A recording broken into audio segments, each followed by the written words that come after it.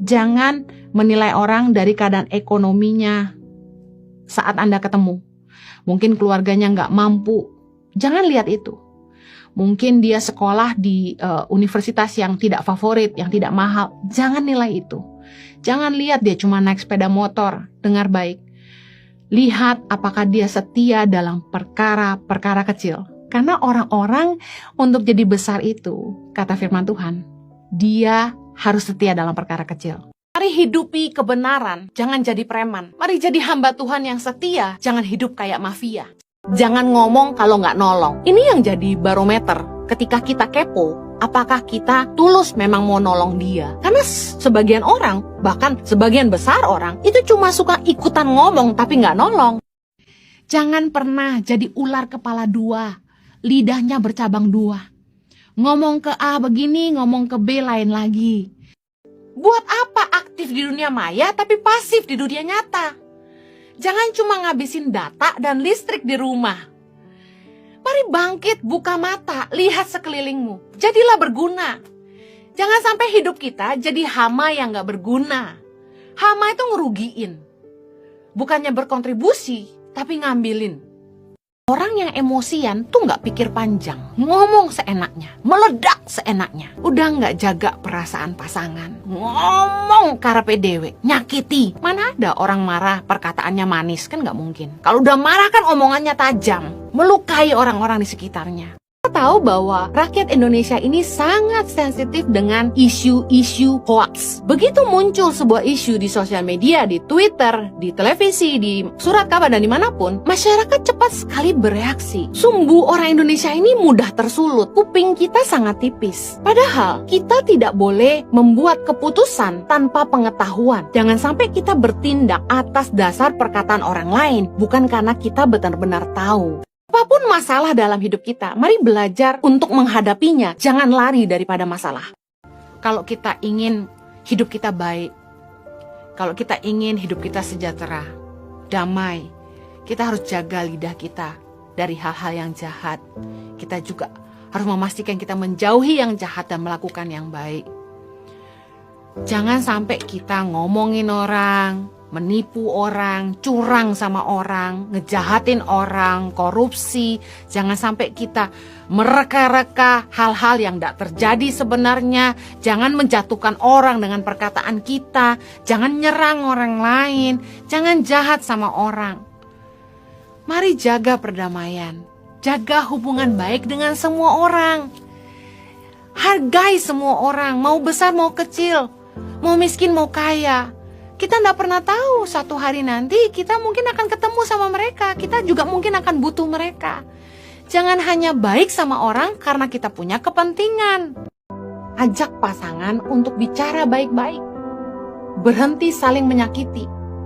Kita harus saling minta maaf dan saling mengampuni. Kalau kita melihat bahwa pernikahan merupakan proses yang Tuhan izinkan untuk membentuk kita jadi lebih baik, kita tidak boleh menuntut pasangan berubah. Kita yang harus punya kemauan untuk mengupgrade diri kita sendiri untuk jadi lebih baik bagi pasangan kita. Gak ada orang lain yang harus kita senangkan lebih daripada pasangan kita sendiri. Siapa sih yang kalau disakiti itu tidak marah? Siapa sih yang kalau sampai direndahkan tidak kecewa? Dan ketika kita marah, ketika orang jahatin kita, tentu secara otomatis manusiawinya kita akan berpikir bagaimana kita membalas perbuatan orang. Ketika orang mencela kita, otomatis kita akan berpikir apa yang kita akan balas dengan perkataan kita. Orang cenderung membela dirinya sendiri dengan membalas perbuatan jahat orang lain. Bahkan ada yang berkata begini, kalau kamu baik sama saya akan baik sama kamu. Tapi kalau kamu jahat sama saya akan lebih jahat sama kamu. Ada istilah gitu kan. Nah, jangan sampai kita membalas kejahatan dengan kejahatan. Kita harus menguasai diri kita supaya kita tidak perlu balas kejahatan orang. Kalau kalian berkenalan dengan pria atau wanita, cowok, cewek yang mendekati kalian, sebelum memastikan kalian melanjutkan hubungan, ceritalah sama orang yang bisa kalian percaya, mintalah pandangan, jangan sampai kalian jatuh cinta lalu jadi buta. Kita harus belajar untuk tidak usah kepo ngurusin urusan pribadi orang lain. Contoh, orang mau nikah berapa kali, anaknya nggak kawin-kawin, suaminya kerja apa. Nggak usah kepo. Kita nggak usah kepo ngurusin yang nggak perlu kita urusin. Dan ketika kita ingin kepo, memberi saran, masukan, nasihat, kita harus ingat gini, perlu ada hubungan dan level kepercayaan untuk orang tuh mau dengar kita bicara buat hidup mereka. Ada anak-anak yang usianya sudah 23 tahun, tapi masih seperti anak kecil. Main game, nggak mandiri, nggak bisa ngurus diri sendiri, masih diurusin mamahnya, makan ke restoran, nggak bisa mutusin mau makan apa, masih dipesenin sama mamahnya. Sekolah, bukannya bisa mimpin diri sendiri, belajar, ngerti tanggung jawab, tapi masih harus dimarahin. Kemudian nggak punya pikiran buat masa depan, apa yang dia mau bangun ke depan, hura-hura aja. Sekolah nggak kelar-kelar, sekolah nggak sungguh-sungguh, nggak tanggung jawab sama masa depan sendiri, nggak mikirin apa dampak dari perbuatannya. Nah, hal-hal ini membuktikan bahwa pertambahan usia bukan jaminan seseorang menjadi dewasa.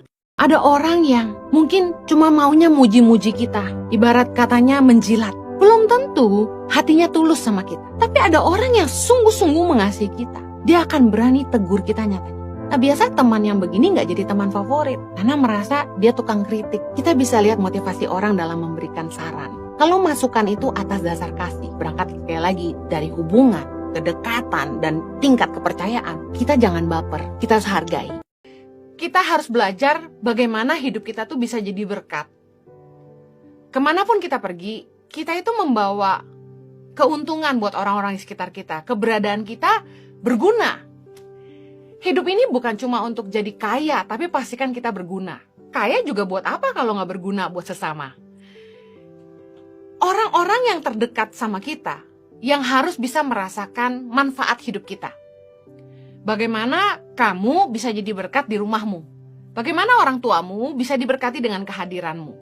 Apakah Anda di rumah pernah lihat anak-anak atau mungkin Anda sendiri kalau udah main game lupa dengan orang-orang di sekitar Anda, lupa bersihin kamar, lupa bersihin rumah, lupa tanggung jawab. Orang jadi dewasa itu dia mulai ngerti tanggung jawab. Dia ngerti prioritas. Dia ngerti dia harus selesaikan dulu tanggung jawabnya. Orang yang dewasa ngerti tanggung jawab. Boleh main, tapi tanggung jawab dulu. Kerjakan apa yang jadi prioritas dulu. Ketika kita berdagang, ketika kita pelayanan, kita nggak semata cari keuntungan diri sendiri. Tapi kita pikirin orang lain juga. Ketika Anda punya usaha dan Anda punya karyawan, Anda nggak cuma mikirin seberapa banyak keuntungan yang Anda dapat, tapi Anda mau mikirin kesusahan karyawan. Kita nggak bisa cari keuntungan kita sendiri. Kita juga harus mentingin kepentingan orang lain.